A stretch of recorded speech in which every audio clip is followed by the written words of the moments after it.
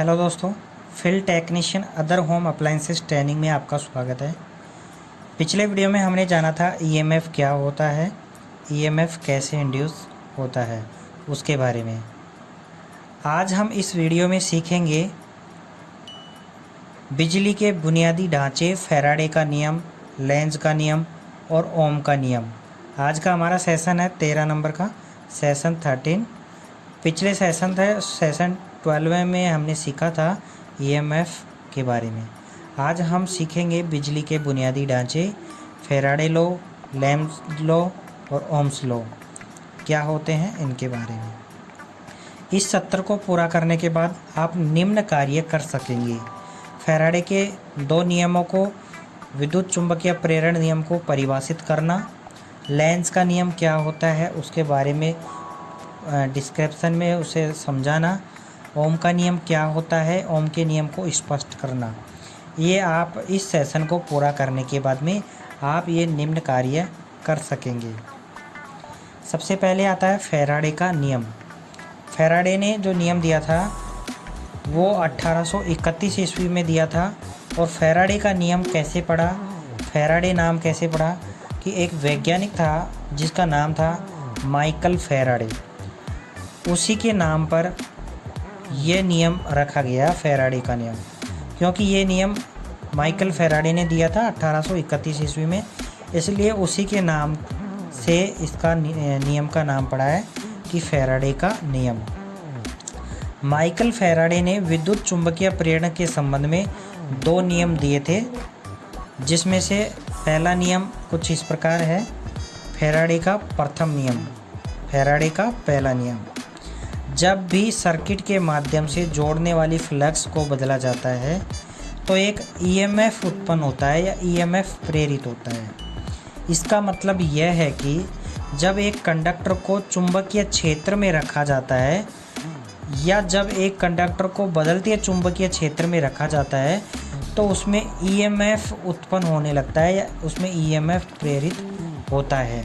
जैसे अभी आप यहाँ एक इमेज देख रहे होंगे कि कोई भी एक कंडक्टर को चुंबकीय क्षेत्र के अंदर हम रख रहे हैं तो उसके अंदर क्या इंड्यूस हो रहा है, ईएमएफ, जिसको ये गैल्वेनोमीटर की सहायता से हमें पता चल रहा है कि इस कुंडली के अंदर ईएमएफ उत्पन्न हो रहा है या ईएमएफ उत्पन्न नहीं हो रहा है।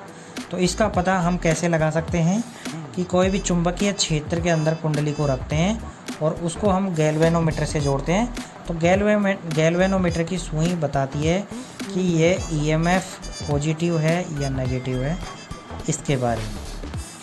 उसके बाद में है फैराडे का दूसरा नियम। एक सर्किट में प्रवाह प्रेरित ईएमएफ के परिवर्तन की दर के सीधे अनुपातिक है। यदि कोई कुंडलन n बार मुड़ता है, यानी n बार उसके घूमता है, n बार का मतलब है कि अनंत बार, जितने भी 1 बार 2 बार 3 बार 4 बार जितनी भी बार उसके आंटे लगे होते हैं तो उसमें प्रवाह जो उसमें फ्लो होता है वो φ1 से φ2 तक बदल जाता है। तो चुंबक में फ्लक्स परिवर्तन जो होता है वो होता है φ1 से लेके φ2 तक। अब इसके अंदर ईएमएफ कैसे इंड्यूस होता है उसके बारे में थोड़ा जान लेते हैं कि इसमें जो ई होता है उसको लिखते हैं हम प्रेरित ईएमएफ, और ईएमएफ की क्वांटिटी क्या होती है, वोल्ट, या इकाई जो होती है वो वोल्ट होती है।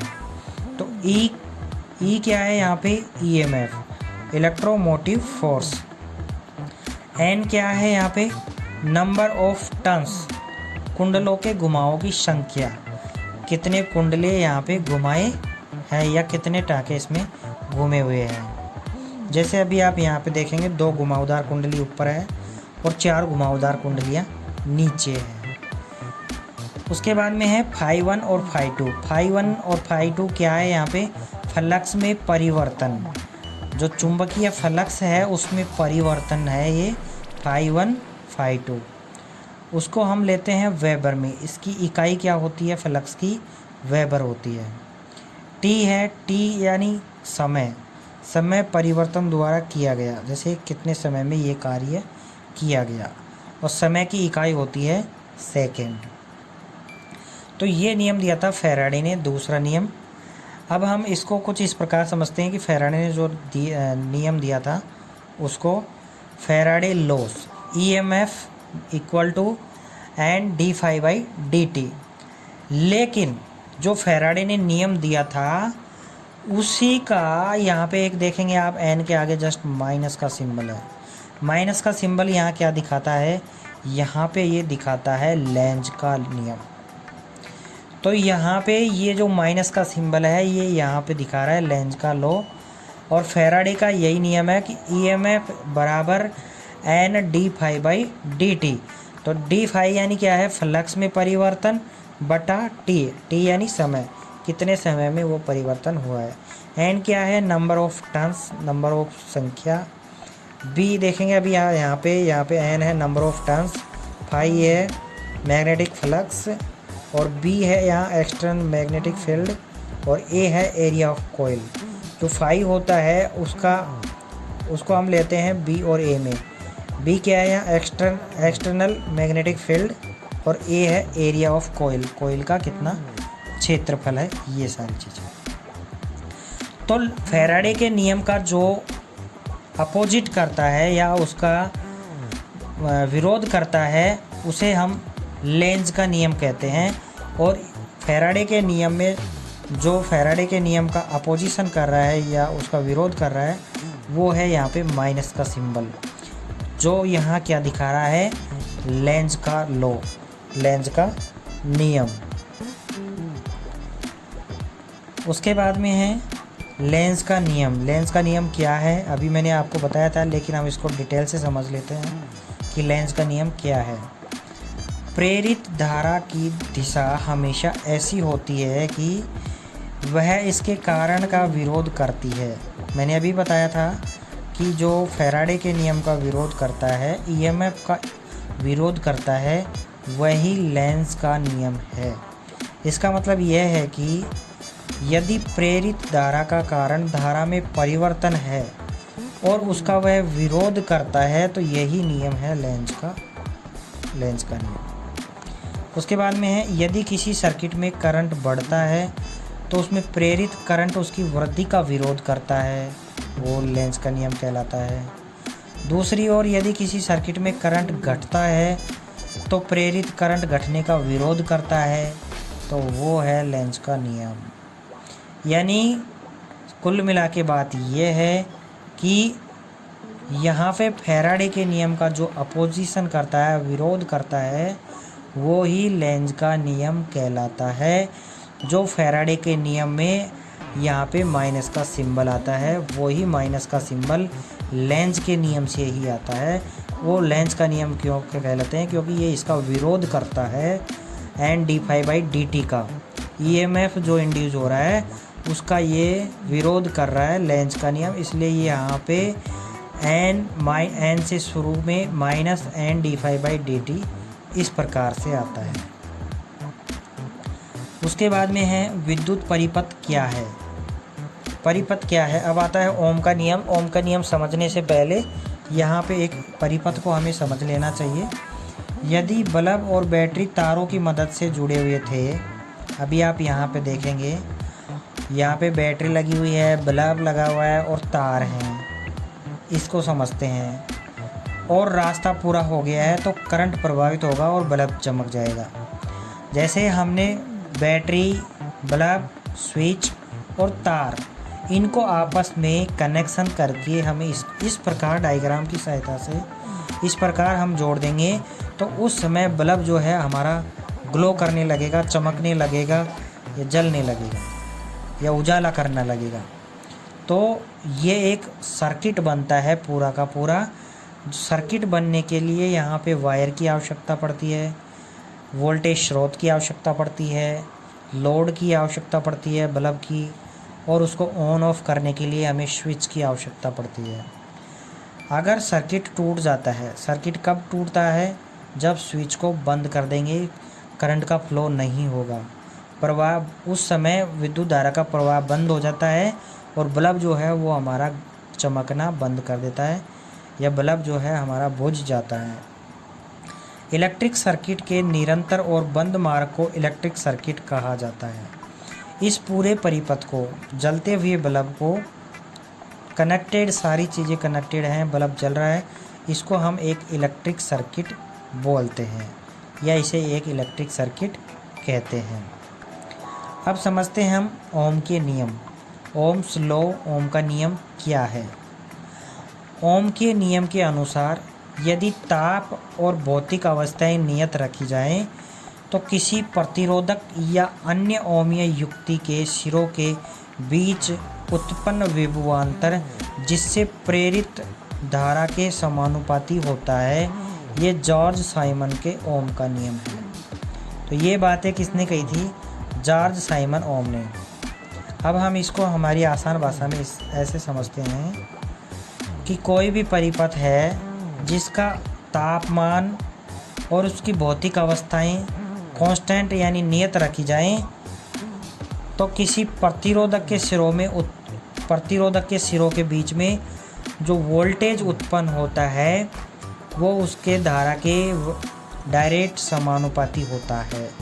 ये बात जॉर्ज साइमन ओम ने कही थी।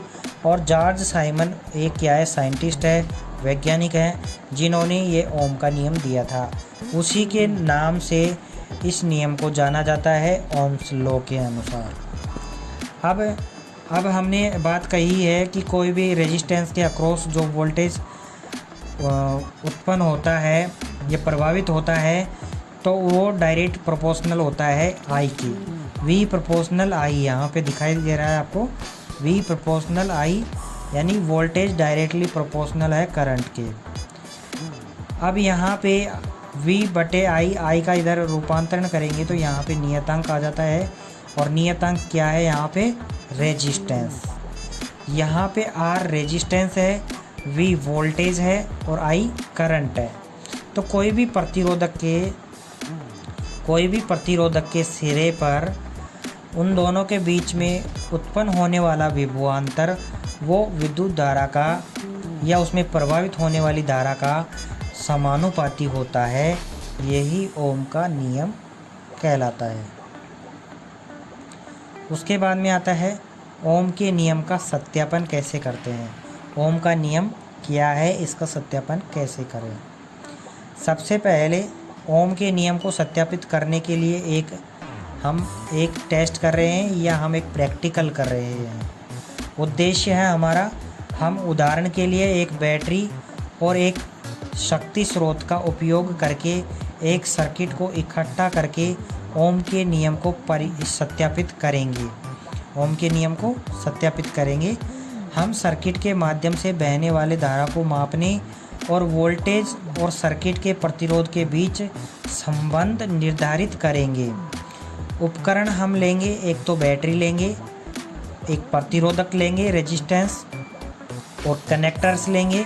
कनेक्टर्स यहाँ क्या है? वायर्स हैं, तार हैं। और एक स्विच लेंगे जिससे हम ऑन और ऑफ कर सकते हैं। और एक लेंगे एमीटर और एक वोल्टमीटर। और उनको इस वायरिंग डायग्राम की सहायता से हम इस प्रकार जोड़ देंगे। सबसे पहले नीचे जुड़ा हुआ है बैटरी, फिर बैटरी से सीरीज में जुड़ा हुआ है एमीटर, और सीरीज में जुड़ा हुआ है रेजिस्टेंस के समांतर क्रम में जुड़ा हुआ है वोल्टमीटर। और ये डायरेक्ट फिर वापस हमारा सेल या बैटरी से जुड़ा हुआ है। अब हम इसको थोड़ा डिटेल से समझते हैं कि ओम के नियम को सत्यापन करने के लिए हमें कौन कौन सी स्टेप फॉलो करनी पड़ेगी। पहला है, ओम के नियम को सत्यापित करने के लिए अनुप्रयोग आवश्यक वोल्टेज की बैटरी का चयन करें। आवश्यक वोल्टेज यानी वोल्टेज स्रोत हम यहाँ जोड़ेंगे। उदाहरण के लिए हमने 3 वोल्टेज का यहाँ बैटरी स्रोत ले लिया। उसके बाद में है एक प्रतिरोध का चयन करेंगे। उदाहरण के लिए हमने 10 ओम का रेजिस्टेंस ले लिया जो V1 की जगह हमने यहाँ पे रख दिया, लगा दिया या सर्किट में जोड़ दिया। सर्किट को इकट्ठा करेंगे जैसे कि तार्स, एमीटर, वोल्टमीटर, रेजिस्टर, वोल्टेज स्रोत। इस प्रकार सर्किट पर स्विच लगाएंगे। एमीटर से पहले हम यहाँ पे स्विच लगा देंगे। एक एमीटर का उपयोग करके सर्किट के माध्यम से बहने वाले वर्तमान यानी धारा को मापेंगे और वोल्टमीटर का प्रयोग करके संभावित अंतर को मापेंगे। अब इस प्रकार जैसे सर्किट आपको दिख रहा है, इस प्रकार हम एमीटर का कनेक्शन कर देंगे, वोल्ट मीटर का कनेक्शन कर देंगे और वोल्ट मीटर और एमीटर की रीडिंग जांच करेंगे कि ये कितनी रीडिंग दिखा रहे हैं। उसके बाद में है बैटरी के वोल्टेज को बदलें और प्रयोग को दोहराएं। अब हमने ये प्रयोग कर लिया। अब हम वोल्टेज जो स्रोत हमारे 3 वोल्ट का लिया था, अब हम उसे बदल के देखते हैं।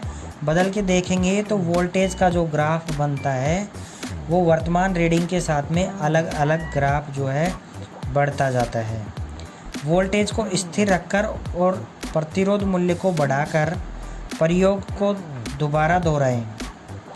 प्रतिरोध के प्रत्येक मूल्य के बहने वाले करंट पर ध्यान दें कि इसके अंदर 3 वोल्टेज के अंदर कितना धारा बह रही है। अगर हम 6 वोल्ट का लेंगे तो कितनी धारा बहेगी, अगर हम 12 वोल्ट का लेंगे तो कितनी धारा बहेगी। इस चीज़ को आप एक कागज़ में या अपने नोटबुक में नोट करते जाएं और उससे आप एक ग्राफ तैयार करते जाएं। वोल्टेज को स्थिर रखकर, अगर मान लो वोल्टेज हम एक जगह 3 वोल्ट रहे तो 3 ही स्थिर रख दिया और उस समय हम रेजिस्टेंस का जो मान है उसको कम या ज़्यादा बढ़ाते रहें। हम उस समय देखें वोल्टेज और एमीटर की रीडिंग क्या आती है। प्रतिरोध के प्रत्येक मूल्य के लिए बहने वाले धारा पर ध्यान दें। तो प्रत्येक जो रेजिस्टेंस हम यूज कर रहे हैं या हम बदल के इसमें रेजिस्टेंस लगा रहे हैं तो उसमें प्रत्येक रेजिस्टेंस के अंदर बहने वाली अलग अलग धाराओं का हम जांच करें, उसका पता लगाएं कि उसमें प्रत्येक 10 ओम में कितनी धारा बह रही है, 20 ओम वाले रेजिस्टेंस में कितनी धारा बह रही है और हम इसका एक ग्राफ तैयार करें। तो इस प्रकार आपका ये निष्कर्ष निकल के आता है यहाँ से ओम के नियम से कि कंडक्टर के सिरों पर चालक के सिरों के बीच लागू संभावित अंतर V इसके माध्यम से गुजरने वाले विद्युत प्रवाह I के निरंतर अनुपात को सहन करता है, वो प्रतिरोध कहलाता है। इसलिए ओम का नियम यहाँ पे ये सत्यापित हो गया है। उसके बाद में आता है अगला ओम के नियम का सत्यापन। अभी हमने जैसे किया था प्रैक्टिकल, उसी का ये रिजल्ट है। ग्राफ एक सीधी रेखा होगी बशर्ते कंडक्टर के तापमान स्थिर होना चाहिए।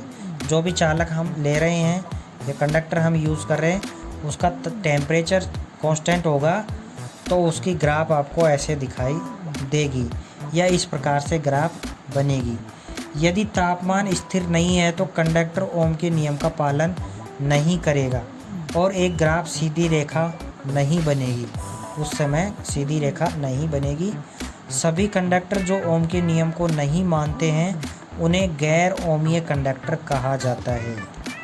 ये चीज़ें आपके समझ में आ जानी चाहिए कि जो ओम के नियम का पालन नहीं करते हैं वो गैर ओमीय कंडक्टर कहलाते हैं। अब ओम के नियम का पालन कौन से कंडक्टर नहीं करते हैं? जिसमें ये ग्राफ सीधी नहीं बनती है वो ओम के नियम का पालन नहीं करते हैं और वो गैर ओमीय कंडक्टर कहलाते हैं। उसके बाद में है ओम का नियम। अगर आपको अभी तक समझ में नहीं आया तो हम इसको आपको एक आसान भाषा में समझा रहे हैं कि प्रतिरोध R यहाँ पे जुड़ा हुआ है एक सर्किट में के साथ में V विभवांतर का स्रोत लगाने पर उसमें विद्युत धारा I प्रभावित होती है। ये तीनों राशियाँ ओम के नियम का पालन करती है, अर्थात V बराबर I गुणा R। तो ये है ओम का नियम। अब ओम के नियम से और भी कई फॉर्मूले बनते हैं, जैसे कि V बराबर I गुणा R। जैसे V ऊपर है तो नीचे I गुणा R हो जाएगा। अगर I नीचे है तो V बटा R हो जाएगा, जैसे यहाँ पे दिखाई दे रहा है। उसके बाद में R नीचे है तो V बटा I हो जाएगा। इस प्रकार आसान भाषाओं में हम ओम के नियम के सूत्र ज्ञात कर सकते हैं। तो दोस्तों आई थिंक आपको ये वीडियो पसंद आया होगा। अगर आपको ये वीडियो पसंद आया तो प्लीज़ हमारे इस वीडियो को लाइक करें, शेयर करें और अगर आप चैनल पर पहली बार आए हैं तो प्लीज़ चैनल को सब्सक्राइब कर लें ताकि प्रत्येक वीडियो के नोटिफिकेशन आपको समय पर मिलते रहें। मिलते हैं आपको अगले वीडियो के साथ, तब तक के लिए जय हिंद जय भारत दोस्तों।